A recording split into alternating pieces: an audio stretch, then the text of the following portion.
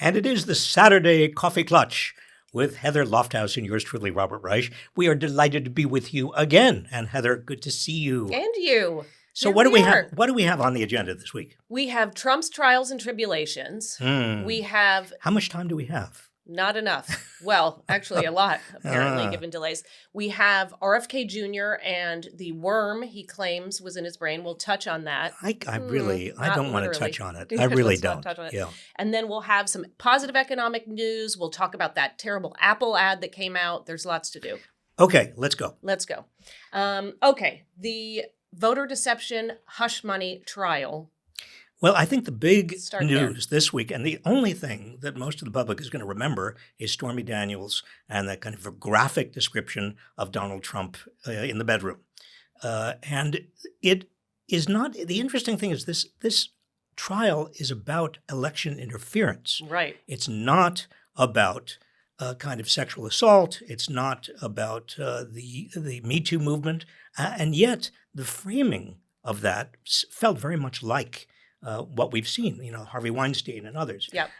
So I don't know what jurors are going to make of it. The Trump lawyers continued to move for a mistrial based upon it being too sensational. Yeah. But I mean, honestly, they knew she was coming. They knew what she was going to say. Of course.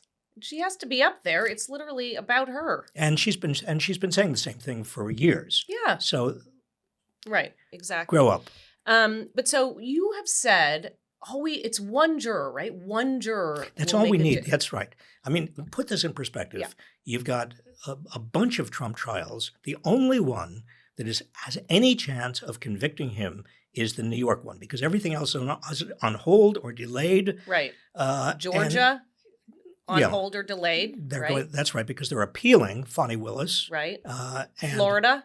And Fani Willis's affair. I mean, the irony there in terms of Trump and his affairs. But let's go beyond that. Yeah. Florida, yes. Eileen Cannon, the Trump appointee judge, Bingo. is delaying that. No idea when that's going to be resumed. Yep. And then you have every other trial. The Supreme Court is holding the big one, the Trump conspiracy and trial on election interference, the big election interference, holding that pending a determination on immunity, presidential immunity, which is a joke. I mean, it should be a joke. I know. But they're not going to get to that until June or July. Right. And so the only one, Heather, is this election interference in New York City. It's a New York trial in the New York criminal court. It is, and one juror could make the difference. All you need is one, and there's no guilt. I'm not a conspiracy theorist. I can't even say it. But I do think this feels like a lot of calendar manipulation. This feels like a lot of people in an orchestrated way really not acting as judges, I don't think. I think it's more political choices and operatives moving calendars, transcending time with a goal. And it goes back to the Federalist Society. I mean, this is a long time that there have been placing people all around to work in this way. No? Do I sound... Well, I think there's a lot to what you say, but I want to just make sure that people understand Trump's lawyers are doing what Trump's lawyers should be doing, or any lawyer should be doing. Right. They're working for their client, Yep. And Trump is a very difficult client, and they're trying to get him off. And the way to get him off is to delay the trial. Right. Now, they obviously have the political calendar in their heads, Yep. But it doesn't make what they're doing unethical. No, right. But they're conservative jurists, and then I feel like there are jurists now who are part of a bigger movement. Well, Judge Merchan in New York, Juan Merchan, there's nothing about him that indicates that he's particularly conservative. Trump, remember, has been saying over and over again, he can't get a fair trial in New York. The jurors are all Democrats. Right. The judge is off his rocker. And Judge Merchan, has continually pushed back and said to Trump, finally, after 10 of these, I'm holding you in contempt. And if one more outburst occurs, you're going to jail. Right. Then it's going to be interesting. Yes, of course. Because if he goes to jail, Trump becomes a martyr. Right. But I think the Trump appointees here and there, SCOTUS, hello, the judges, I think This you're is- absolutely right about the Supreme Court. Yeah. There's no question. The Supreme Court is now dominated by either Republicans or the 3 Trump appointees, total of 6, and they don't want to decide this case before the election. No, and they could. And they could do it if they wanted to, but they won't. Unlike other Supreme Courts, Yeah. you know, the Supreme Court that decided on the Bush against Gore Yep. case, Yep. they were quick. Yeah. Other Supreme Courts, in terms of big presidential cases, have been much faster. This Supreme Court will delay because it doesn't want a verdict. It doesn't want a decision that will allow the Right. underlying trial to move forward and come up with a verdict. Now, that means a lot of people are going to be very cynical about our entire justice system. I know, as they should be. But let Cynical-ish. me just push the ish a little bit. It's the way the criminal justice system is designed. You don't want to decide anybody's a criminal before there is adequate evidence. You want to allow all motions to get a full airing. But also, you kind of would hope that your buddies will be somewhere and push it down the line for you as well. If you are a Republican. I mean, it's like, Yeah, I know. agree with all that. I but agree with all I of you, know. what you're saying. But I know. supposing the tables were reversed, Of course. And This is supposing- so smart. We have to. and no, but supposing Trump is president, Yeah. I don't even want to go to this. No, don't. So he's president, and he has the Justice Department, Right. and he really runs the Justice Department, Yeah. As he says he will, Mhm. and he has prosecutions of all of these people. Yeah. I mean, Joe Biden and everybody else. You want them, Biden, if he's ever prosecuted, to really have the full benefit Of of course. the criminal justice system. Of course. So I think that's what we have to. We who are all Right. who are progressives, who are liberals, Democrats, and are just frustrated rational. Right.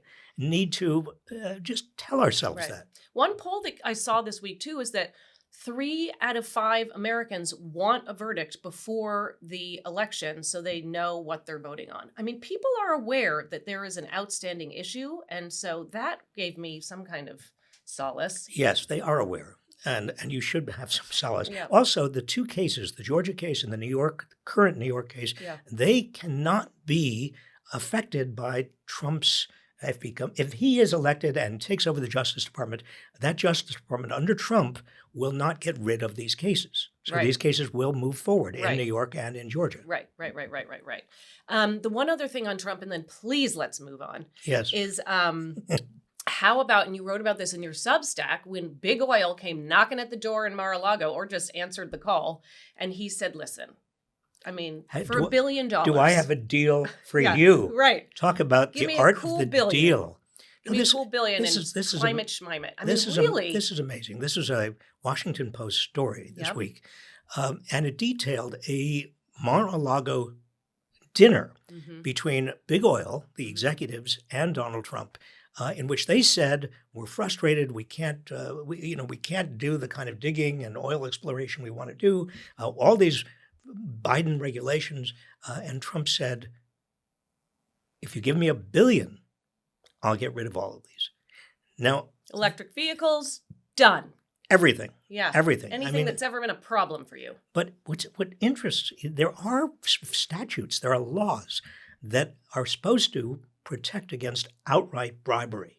This is outright bribery. Do you remember the Teapot Dome scandal? Yes. Well, Interesting. it's the same thing. Yeah. I mean, Teapot Dome was Warren G. Harding. Warren G. Warren G. Harding.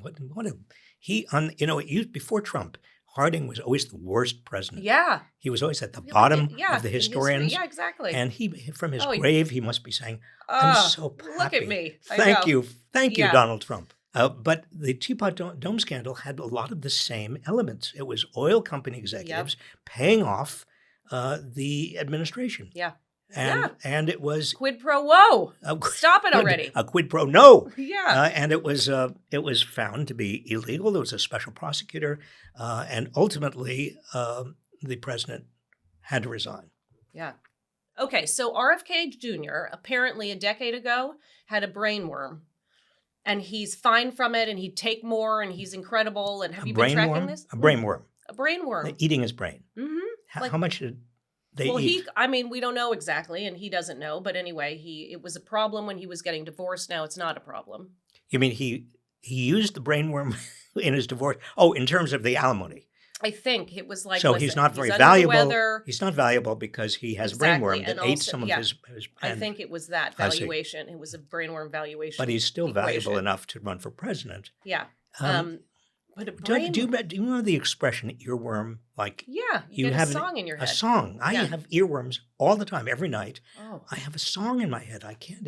Yeah, no, this I think is different. This is Tell like it. my ex-stepmother had toxoplasmosis. Do you all know what this is? I'm sure some Wait a people minute, do. toxoplasmosis. Plasmosis is when you get tiny little parasites. They can be all in you can get them from feces and water. You can get them from kitty litter boxes. So they say to Why pregnant does women, your ex? we still don't know to this day, What- but she had them in her eyeballs and they were scared they would go to her brain. All to say this is a thing, but I don't know where he would have gotten them, frankly. It's often associated with Well, that developing countries. seems to me is the most important part of the Well, story. he probably got it on eBay. I mean, he probably ordered it somewhere cheap. I mean, who knows? Okay, next we have to talk about, get more serious. Let's talk about. Well, it's serious. I don't want anybody No, to think you're right. this is a serious problem. Yeah. And my heart goes out to RFK Jr. Doesn't yours? My brain does. No? My heartworm. My heartworm goes out to his brainworm. Okay. Anyway. So in terms of what's happening this week, in terms of the Middle East, Gaza, and what Biden has now done, it's been very interesting and some progress, many would say. Extraordinary. Yeah. I mean, the biggest thing was Biden explicitly saying that American bombs, American munitions have killed innocent people in Gaza. He said that. For him to say that. Right. Really is important because that really is an admission of a violation of laws. I mean, there are laws on the books as recently as January that says that American weapons cannot be used in terms of the murder of innocent people. And the fact that he said that is significant. And he's pushing back, finally, a little bit of pushback in terms of this pause on Netanyahu. Yeah. And you wrote a piece this week in Substack. You talked about anti-Semitism, how you've faced it as a Jew in America, how your parents faced it, and how what you see happening on campuses and how the media is framing it, and the danger of conflating all protests with anti-Semitism writ large. Do you want to talk a little bit about I think that? there is a danger. I experienced anti-Semitism. My family experienced it. My father even more than I did. I know what it is. I know it's awful.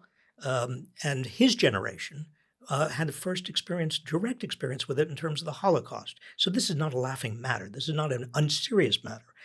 But to assume that the protesters are anti-Semitic is a huge leap. Even to label them as all pro-Palestinian, I think is a huge leap. When I go around the country talking to students at Columbia, at Berkeley, elsewhere, what I find is that they are outraged, most of them, at the carnage in Gaza. Right. It's unfair. It feels unjust. It feels oppressive. And the reason I am so personally concerned is that, as a Jew, not only do I feel complicit in whatever happens in that part of the world, but also I am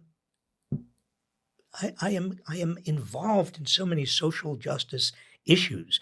Starting with the anti-Vietnam War movement, starting with the civil rights and equal rights movements, women's rights movements. Jews have been very involved in all of these movements. Why? Because of the history of oppression and injustice that so many Jews have experienced over the last 2,000 years.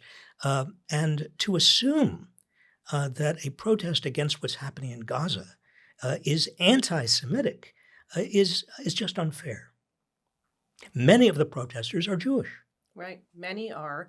And I think it's important to acknowledge that there have been, we've said this, anti-Semitic instances, the hostages being taken on October 7th and the deaths that happened are incredibly tragic. And this is not to say that's not the case, that those are tragic. No, and also any protest movement, you're going to get some people, people have a variety of motives. You're going to get some people, anarchists and extremists and wild, but you want to look at the core. What is the actual core in terms of the motivation of that movement? Right, and that's what you've been saying, and I do think that's important.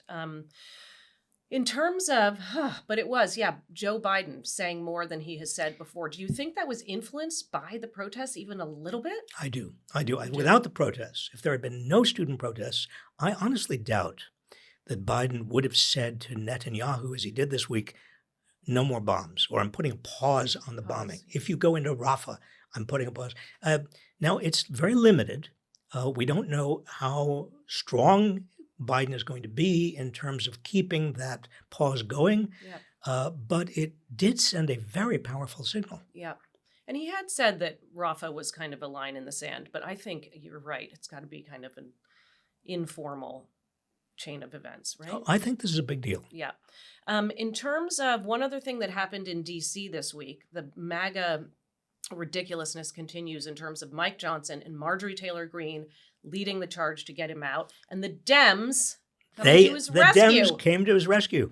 Hakeem Jeffries, the head of the Democrats in the House, really did something that they did not do before. They rescued Michael Johnson. Before meaning what? With McCarthy? With McCarthy. Yeah. And for the Democrats to come across the aisle and rescue a House Republican speaker is almost unheard of. I think that I commend both Johnson and Jeffries. Yep. They're partners. Right. I mean, this is extraordinary. Right. At a time of incredible anger and partisanship, you have a House that is almost, bipartisan. It's pretty amazing. Though Mike Johnson is still not the most fabulous in terms of his policy and other records. I mean, he's out saying non-citizens are voting left and right. He's still problematic. He's still problematic, and he still tries to be right there, close to Trump. Yeah. But he is getting work done.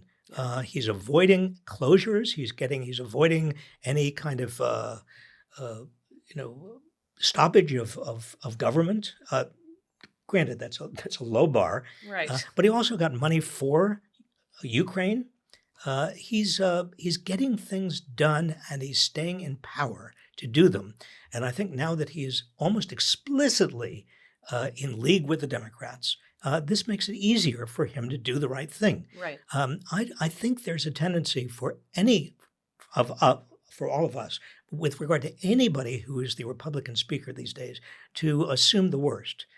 And I'm not sure he is the worst, Heather. I think he's the best I've seen in many years. Best of the worst? The best of the worst. Yeah. Interesting. Yeah. Also, we have to get, it's not just, it's compared to what? The variables that we are looking at in today's political. Compared to Marjorie Taylor Greene, for example. Right, I know. But certainly compared to the extremists, the Freedom Caucus. He came out of that. I feared he was going to be another extremist. But he really is not. He's very pragmatic. Well, he's more pragmatic than we thought. I would hedge a little bit more than he's you. more than we thought. But I hear what you're saying. Can we get to some economic news? Couple items on the list. So one, PepsiCo, the CEO of Pepsi, I mean, they have raised prices 7 times in the past decade. And now they were saying, it seems like consumers are really suffering a little bit in terms of what they can afford. So this might be problematic for us. It's interesting. I mean, they have so much market power and control so many brands that when they raise prices, because they have so much power, they are able to raise prices, they undoubtedly affect a lot of people. So for him to say to Wall Street, consumers are holding back. They're being stretched thin. They're being stretched That was his thin. phrasing. It's hard. And they're also, PepsiCo is unbelievably profitable. Right. Now, one thing that is behind him saying they're stretched thin is that the American consumer really is 2 groups. One group, hourly wage earners, maybe 60% of the population, they are under huge burden. They no longer have the savings from the pandemic. They're going deeper into debt. Credit card debt is going up. There are very, very high interest rates. So obviously they're holding back. But the rest of the consumers, I would say probably the top 10%, are doing extraordinarily well. Their bank accounts are great. Their savings are going up. The stock market is wonderful. They're in the stock market. They own, the top 10% owns 90% of the stocks. And so they are spending. They're spending on vacations. They're spending on restaurants. All of it, yeah. They're spending on all of these. Is there wealth inequality? Is there income inequality? Gee, I wonder. More than ever before. So bad. And so that every time you see any report about consumers, watch your wallet, because there's not one consumer, and there are two hugely different groups of consumers. Right. And then let's talk about Apple. So Apple, the biggest stock buyback in history, over $1 billion. And remember, those stock buybacks are designed to take profits and get them right as fast as possible to shareholders and to executives who are paid partly in stock options. Bingo. Who are already doing just fine, by the way, but let's just enrich the system. And that means you are not using that to pay your workers, your ordinary workers, and you are not using that money for research and development. And Apple, especially, has been using more of its profits for stock buybacks than for research and development. That's wild. $110 billion in stock buybacks. Okay, and then did you all see this ad? So the ad comes out where it's for the new iPad, and it's all very dramatic, and there's a song, and it's a giant crushing machine, like would crush a car. This is the stupidest ad I've ever seen. Yeah. Apple is paying, can you imagine how much they're paying their ad agencies? So it's pianos get crushed and busts of statues and culture. Culture is being crushed. It's instruments, it's paint, it's metronomes, I can't even remember. And you have this, it's almost a caricature of the way we think about big technology erasing or crushing, squeezing out culture, anything, creativity. And then a tiny little piece of glass and metal exists at the end. If they had done it the other way around, where they put all this stuff in it, anything would have been better. And they even have to apologize for this. I know. It's not good. They ought to, I was going to say they ought to fire their ad agency. I don't think anybody ought to be fired for anything. But it's amazing that they didn't see this. I know. Okay, so in Alabama this coming week, there's going to be a vote at the Mercedes factory about unionization. This follows the Volkswagen one that happened a couple weeks ago, also in the South.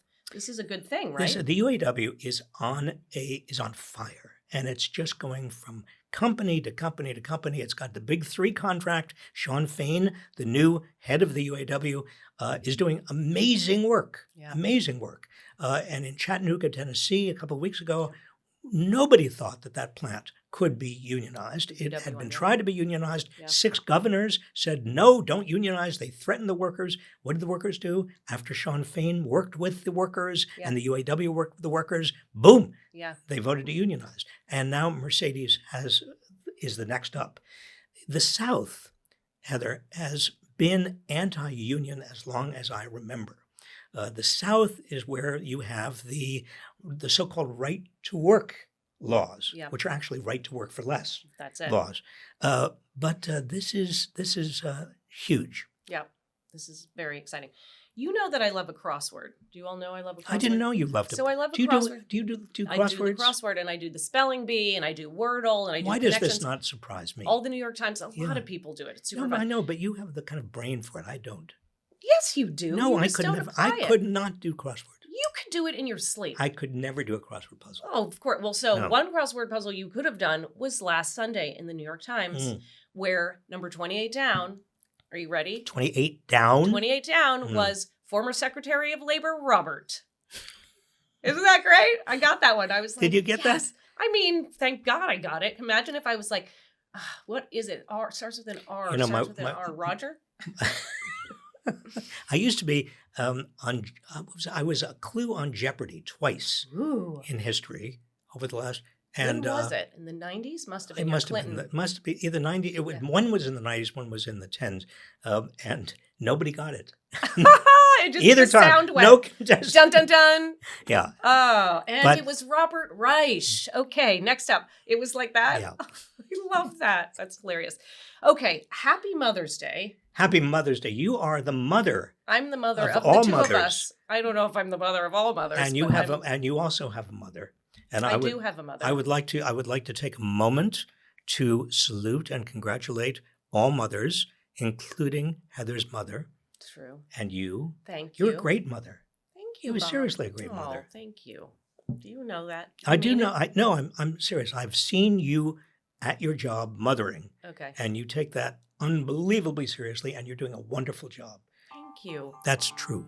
I'm going to cut this out and put it on my LinkedIn. Well, My link to my personal LinkedIn. and if for you ever want a family. recommendation, For being a mother, being I a don't, mother? because I don't want to do it again. Oh. But thank you. anyway, Okay. Heather, thank you. Thank you for saying that. Happy Mother's Day. Happy Mother's Day. All who celebrate. All of you, and we will see you next Saturday.